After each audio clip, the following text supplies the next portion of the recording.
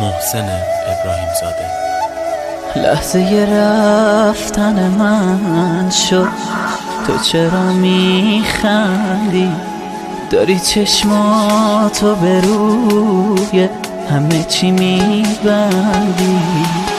خاطر غمال خودت من دیگه دارم میرم، خاطر غای خوب و بد از همشون دلگیرم. که میگفتم وقتی میخندی دلم از شادی میلرزه، دیگه اون روزا نمیاد به همه دنیا میارزه.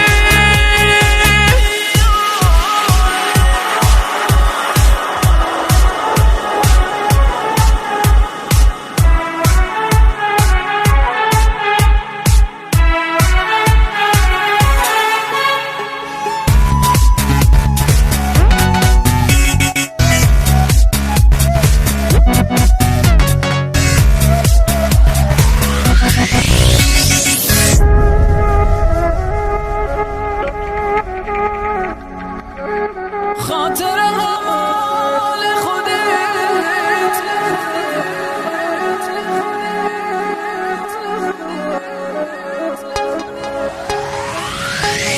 یادت مثل قدیما وقتی چشمامو میبستی، من بدون لمس دستات حس میکردم تو کی هستی.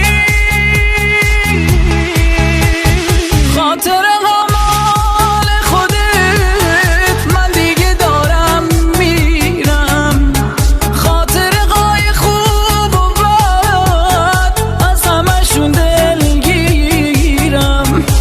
که میگفتم وقتی میخندی دلم از شادی میلرزه، دیگه اون روزا نمیاد به همه دنیا بیارزه.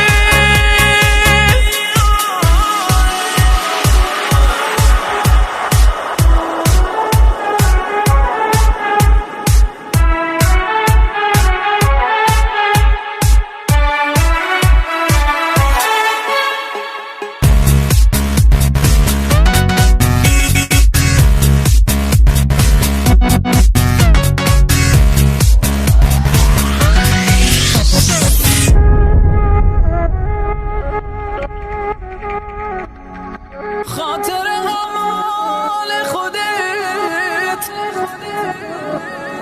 آهنگ و تنظیم محسن ابراهیم زاده.